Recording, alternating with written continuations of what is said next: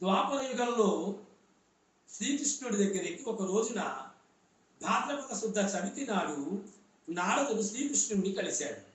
నారదుడు శ్రీకృష్ణుడితో, శ్రీకృష్ణ స్వామి, ఇక చీకటి పడిపోతుంది కాబట్టి చవితి చంద్రుడు కనిపించకుండా నేను ముందుగానే వెళ్ళిపోతానని చెప్పి నారదుడు బయలుదేరి వెళ్ళిపోయాడు.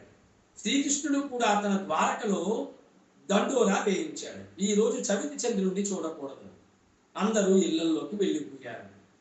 అంతా బాగానే ఉంది. కానీ శ్రీకృష్ణుడికి క్షీరప్రీతి, పాలంటే ఇష్టం కాబట్టి ఆ పాలు తీద్దామని చెంబు పట్టుకొని తల దించుకుంటూ పశువుల సాలలోకి వెళ్ళాడు శ్రీకృష్ణుడు. వెళ్ళి పాలు పితుకుతున్నాడు. ఇంతలో పొరపాటున ఆ క్షీర పాత్రలో చంద్రుని యొక్క బింబం కనిపించింది. అమ్మ, ఈ రోజు ఏదైనా నీలాపనిందరు రాక తప్పవు అని అనుమానం పడ్డాడు శ్రీకృష్ణుడు.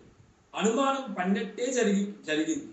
ఒక రోజున సత్రాజిత్తు అనేటటువంటి రాజు సూర్యుని ద్వారా శమంతకమణి అనేటటువంటి ఒక మణిని పొంది శ్రీకృష్ణుడు దర్శనార్థమే వచ్చాడు. ద్వారక వచ్చేసి శ్రీకృష్ణుడి దగ్గర కూర్చుంటే శ్రీకృష్ణుడు ఆ మణిని చూసి చాలా అందంగా ఉంది, నాకు ఇవ్వవా అని అడిగాడు సత్రాజిత్తు.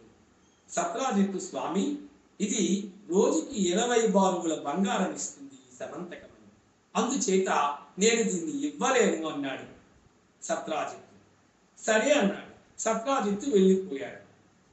కొంతకాలానికి సత్రాజిత్తు యొక్క తమ్ముడు ప్రసేనుడు ఆ శమంతకమణిని ధరించుకుని అడవిలో వేటకెళ్ళాడు. అదేదో తినే వస్తువు అనుకుంది ఒక సింహం. ఆ ప్రసేనుడిని చంపేసింది. ఆ మణి ఎత్తుకొని పోతుంది. అది చూసి జాంబవంతుడు చూశాడు ఆ విషయాన్ని. ఆయనేమో సింహాన్ని చంపేసి ఆ మణిని తీసుకుని తిన్నగా తన గుహలోకి వెళ్ళి తన కుమార్తె అయిన జాంబవతికి ఇచ్చాడు. అది ఆట వస్తువుగా వాడుకుంటున్నాడు. ఈ విషయాలేమీ తెలియక సత్రాజిత్తు శ్రీకృష్ణుడే నా తమ్ముడైన ప్రసేనుడిని చంపేశాడని దండోరా వేయించాడు. ఈ విధంగా శ్రీకృష్ణుడికి నీలాపనిందలు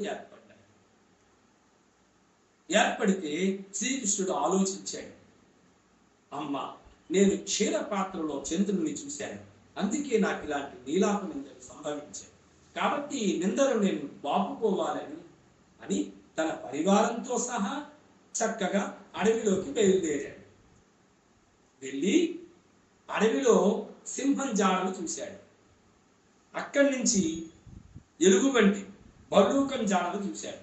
అలా వెళ్ళి జాంబవంతుని యొక్క గుహ దగ్గరికి వెళ్ళేటప్పటికీ జాంబవతి ఆడుకుంటుంది ఆ మణితో. అక్కడ జాంబవంతునితో యుద్ధం చేశాడు. 28 రోజుల పాటు మల్ల యుద్ధం చేశాడు. అలిసిపోయాడు జాంబవంతుడు. స్వామి పోల్చేశాడు ఆ స్వామిని. స్వామి, మీరు సాక్షాత్తు విష్ణు స్వరూపుడు, త్రేతాయుగంలో శ్రీరాముడు. అట్టి మీతో నేను యుద్ధం చెయ్యలేను, కానీ అప్పుడు నన్ను వరం కోరుకోమన్నాను. నేను మీతో ద్వంద్వ యుద్ధం చేయాలని స్వామి అన్నాను. త్వరలోనే నెరవేరుతుందని మీరు నాకు చెప్పారు. అది ఇప్పుడు నెరవేరింది. నాకు ఇంకా ఈ జీవితం మీద ఆశ లేదు. స్వామి, మీరే నాకు మోక్షాన్ని ప్రసాదించండి అని చెప్పి జాంబవతిని అతనికిచ్చి ఆ శమంతకమణిని కూడా శ్రీకృష్ణునికే ఇచ్చి పంపించేశాడు. ఒక శుభముహూర్తంలో శ్రీకృష్ణుడు జాంబవతిని, సత్యభామను వివాహం చేసుకుని సంతోషంగా ఉన్నారు. తమ యొక్క నిందను బాపుకున్నారు. అక్కడ ఉండే ప్రజలందరూ కూడా, స్వామి, మీరు మహానుభావులు కాబట్టి మీకు ఏర్పడిన నిందను మీరు తొలగించుకున్నారు, కానీ మేము అంతటి శ్రమ పడలేము కాబట్టి ఏదైనా నివారణ చెప్పండి అంటే అప్పుడు శ్రీకృష్ణుడు, నాయనలారా, ఎవరైతే భాద్రపద శుద్ధ చవితి రోజున భక్తితో శ్రద్ధతో గణపతికి పూజ చేసి ఆ గణపతి ప్రసాదాన్ని స్వీకరించి శమంతకోపాఖ్యాన కథని విని ఆ అక్షంతలు తల మీద వేసుకుంటే వారికి నీలాపనిందలుండవు అని చెప్పారు. ఇదండి వినాయక వ్రత కథ.